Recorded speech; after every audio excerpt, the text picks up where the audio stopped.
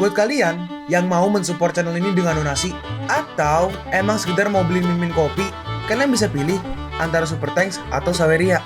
Gue sih nggak masalah kalian pilih yang mana. Cuma kalau bisa lewat Saweria aja. Soalnya kalau YouTube potongannya gede 30%. Kalau Saweria cuma 5%. Untuk link Saweria kalian bisa klik aja di atas kanan nih, atau bisa cek di kolom deskripsi. Tapi kalau mau support gak harus donasi kok.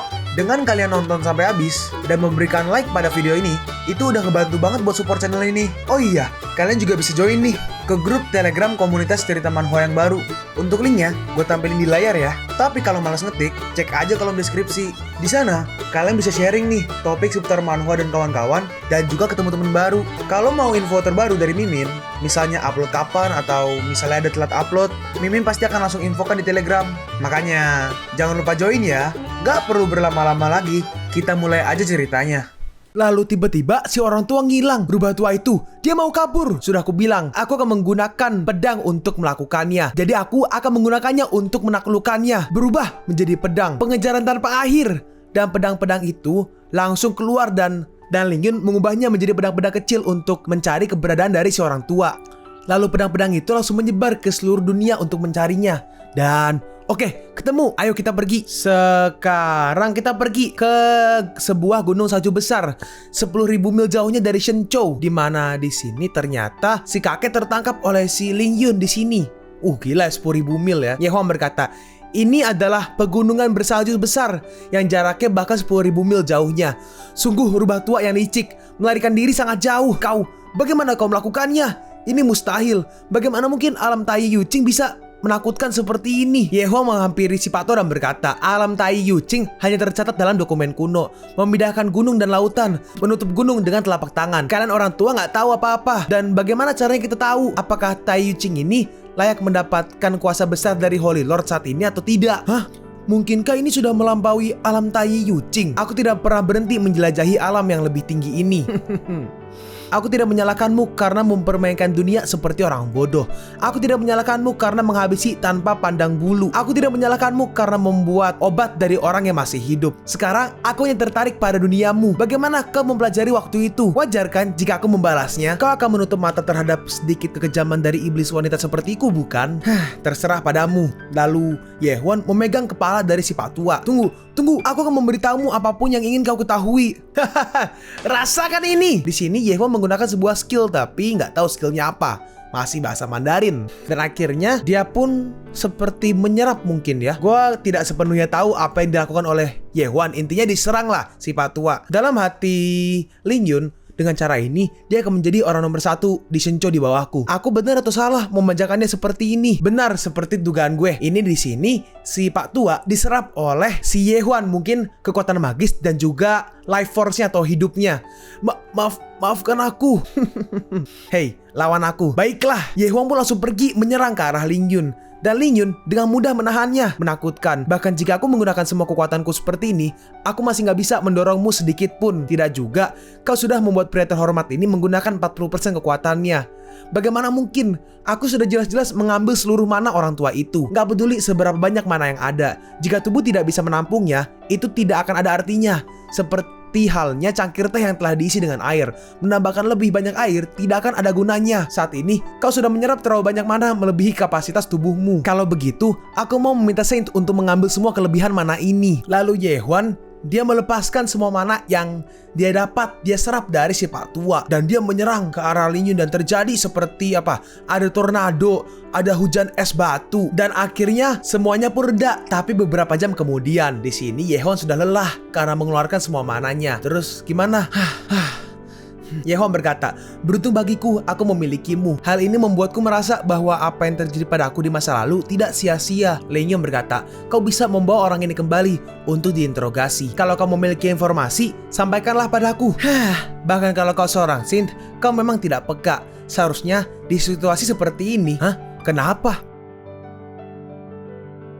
Lalu dengan cepat Yehwan pun pergi. Yehwan berkata, jangan terlalu banyak berpikir. Kebetulan suasana hati sedang baik.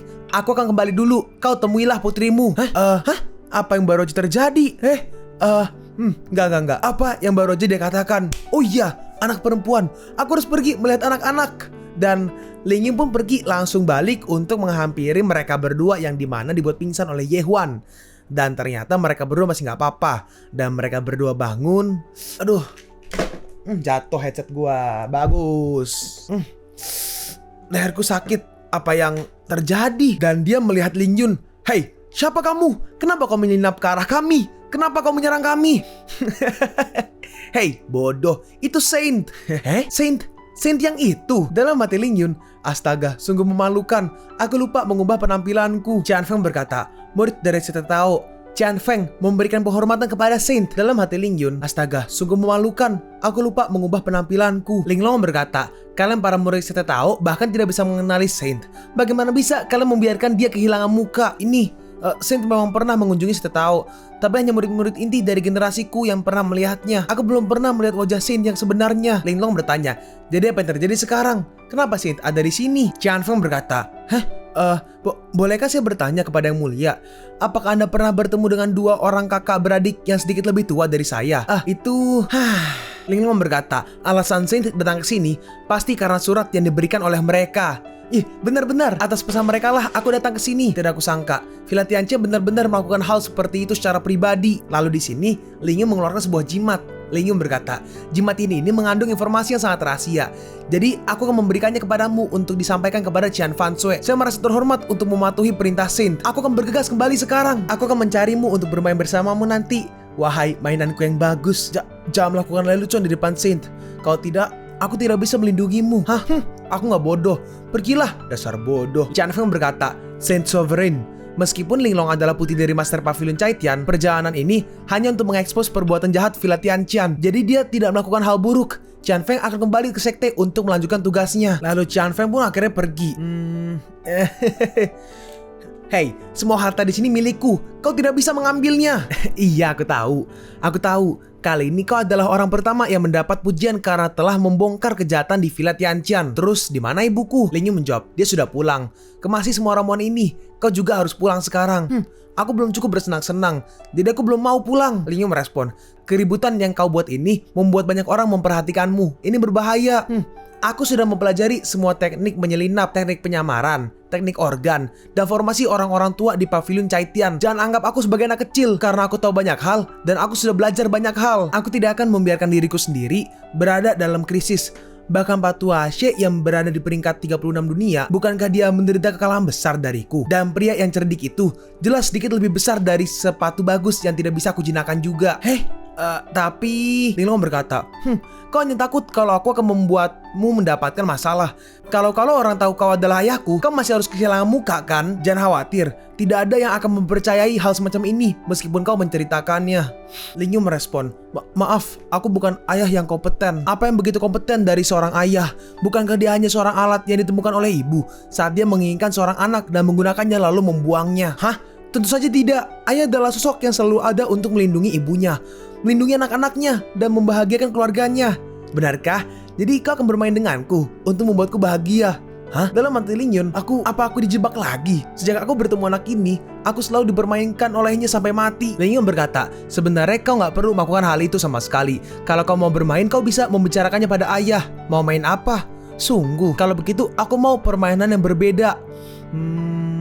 Oke, bagaimana kalau aku ajak kamu ke tempat yang berbeda? Bagaimana kalau kita pergi ke markas rahasia ayah? Markas rahasia seperti apa? Kau akan tahu setibanya di sana. Dan Ling Yun di sini mengeluarkan mantra pertahanan ya. Wah, apa ini mantra pertahanan terkuat ayah? Dikatakan bahwa Selusin atau lebih ahli top Devil's Way bahkan gak bisa melawannya dengan upaya bersama.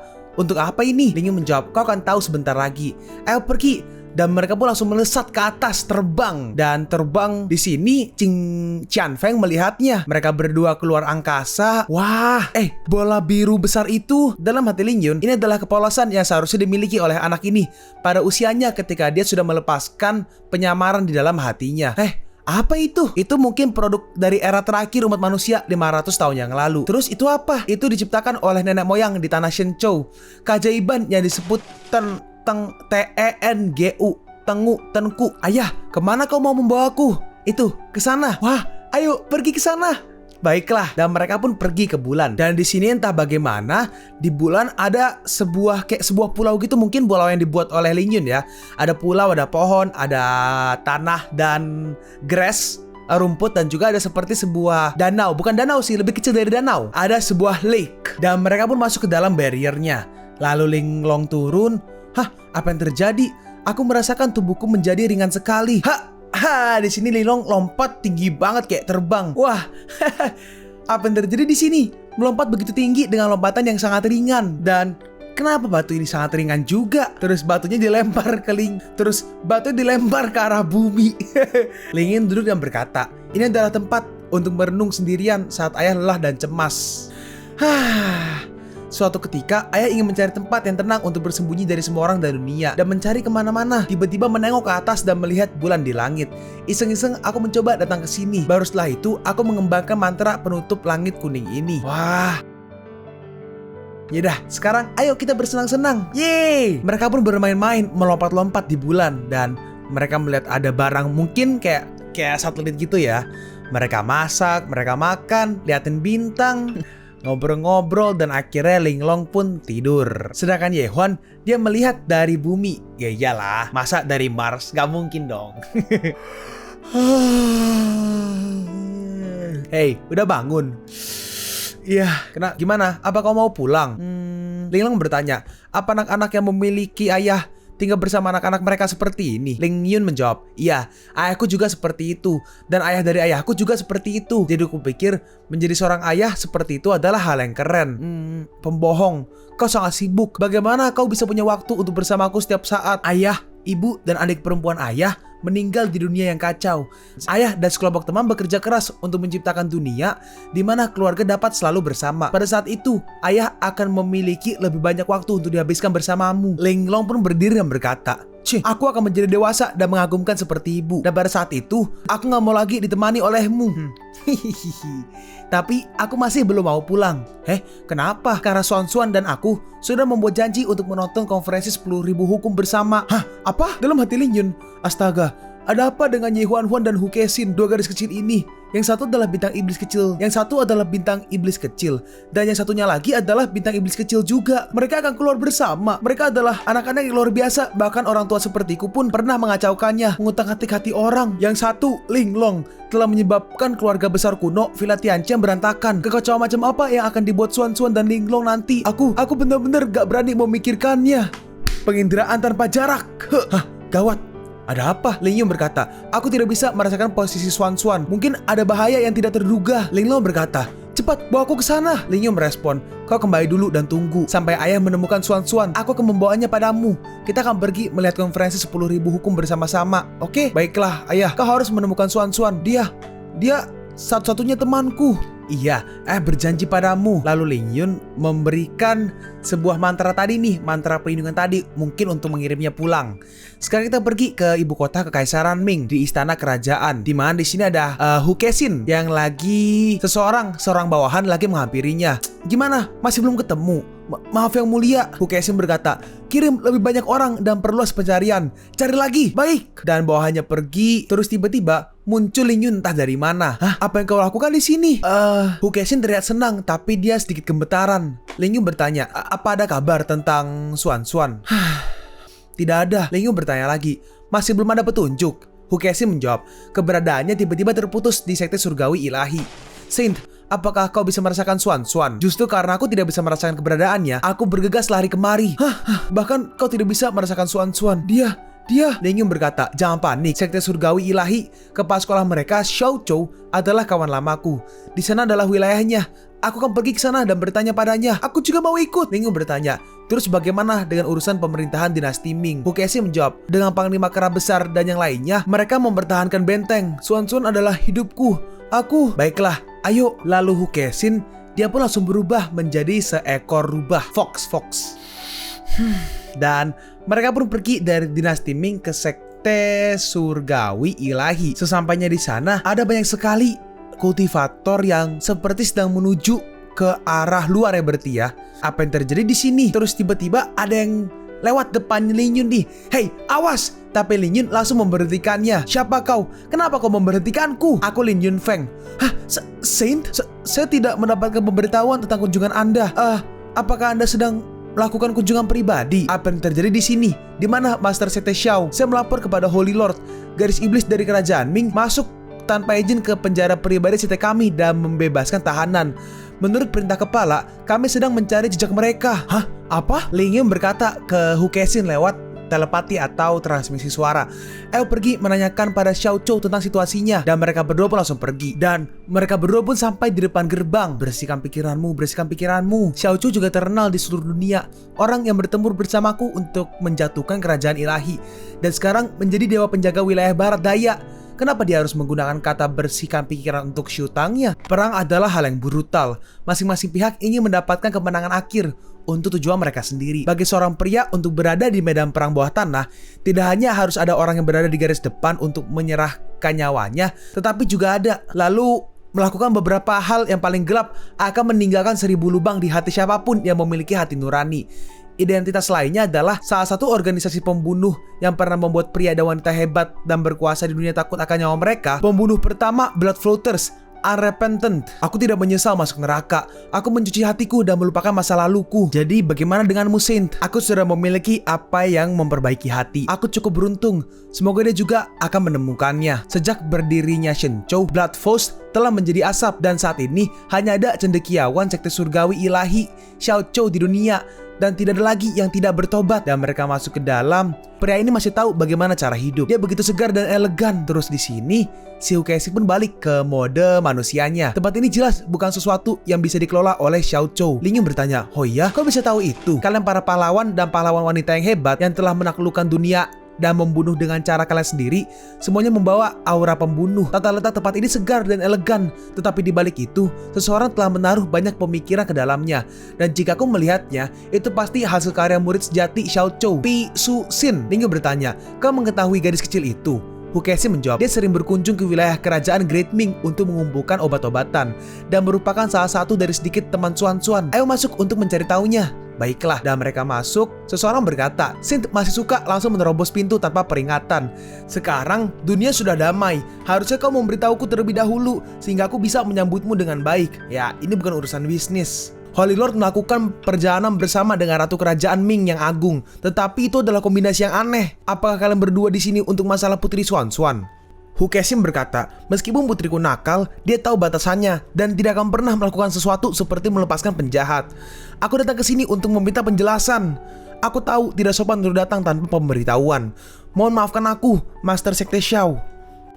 Master Sekte Xiao berkata, memberi hormat kepada Holy Lord dan Yang Mulia Ratu.